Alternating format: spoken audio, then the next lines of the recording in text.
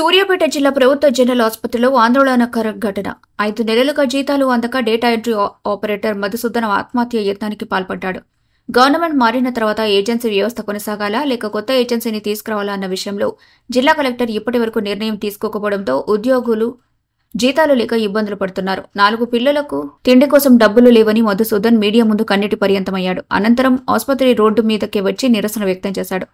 ఆసుపత్రిలో పనిచేస్తున్న అవుట్సోర్సింగ్ ఉద్యోగులు జీతాలు వెంటనే విడుదల చేయాలని, 5 నెలలుగా పెండింగ్లో ఉన్న వేతనాలు చెల్లించాలని వారు డిమాండ్ చేశారు. ఏజెన్సీ విధానాన్ని రద్దు చేసి కార్పొరేషన్ విధానాన్ని అమలు చేయాలని, సమాన పనికి సమాన వేతనం కల్పించాలని, ప్రతి నెల 5వ తేదీకి జీతాలు ఇవ్వాలని ఉద్యోగులు ప్రభుత్వాన్ని కోరుతున్నారు.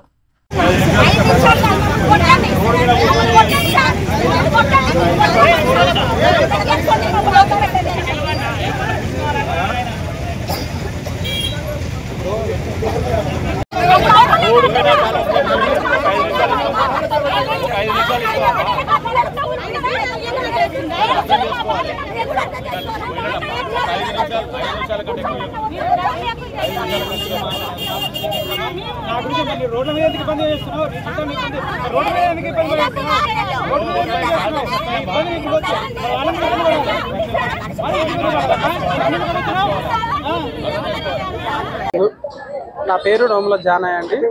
నోముల జానయ్య గత 6 సంవత్సరాల నుంచి జనరల్ హాస్పిటల్లో ఎమ్మెల్యేగా విధులు నిర్వహిస్తున్నాను. మాకు గత 5 నెలల సంది జీతాలు రావట్లేదండి.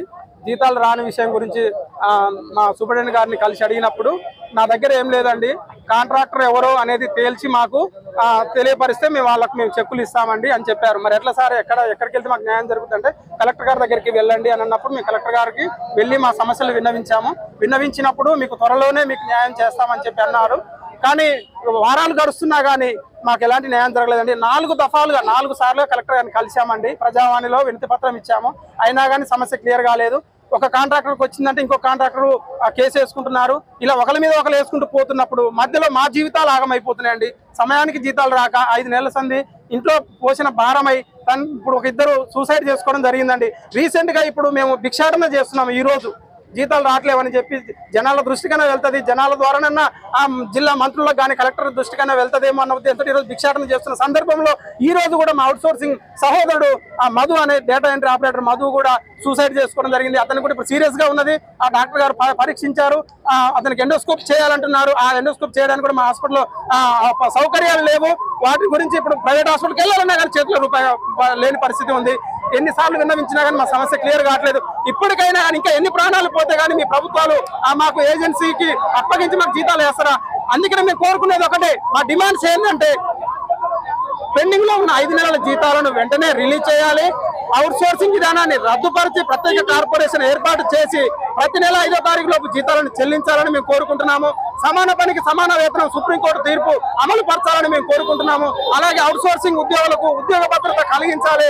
అలాగే PF-ESI కూడా పెండింగ్ లేకుండా వారు ప్రతి నెల కట్టేట్టు చేయాలని మేము కోరుకుంటున్నాం. అదేవిధంగా ఉద్యోగంలో ఉన్న అవుట్ సోర్సింగ్ ఉద్యోగి చనిపోయినట్లయితే 10 లక్షల ఎక్స్గ్రేషియా చెల్లించాలని మేము ఈ సందర్భంగా డిమాండ్ చేస్తున్నామండి.